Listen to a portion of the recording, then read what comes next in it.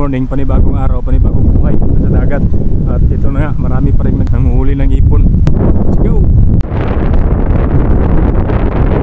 So ayan guys, kaya pala may kamahalan ng isda nito dahil ganito katrabaho ang proseso sa panghuli nito, mula sa pagpakat at lamig ng tubig at hangin, at itong mismong paglilinis, paghihiwalay ng dumi sa mismong isda. Hindi rin madaling mag-iipon nito dahil paunti-unti lang naman yung nahuhuli. Grabe, umagang umaga, napakalamig at napakalamig ng hangin, pero nandyan sila. Grabe, parang ayaw ko nga tumapak dyan sa tubig dahil sobrang lamig ng hangin at sobrang lamig ng tubig na yan. Pero dahil sa ipon, nandyan sila. Guys, ang lakas-lakas ng alon, pero may pato dun, oh. Paano napunta yung pato dun sa dagat? Pato! Ah!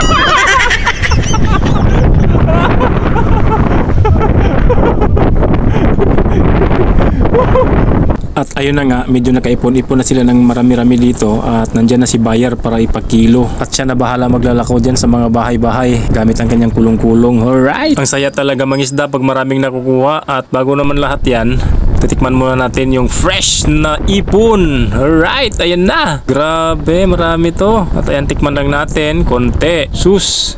Ayan, ang sarap at matamis. Malasa siya, hindi mo malasahan yung dagat. Ang sarap siguro nito lalo na pag may suka at sibuyas. Alright.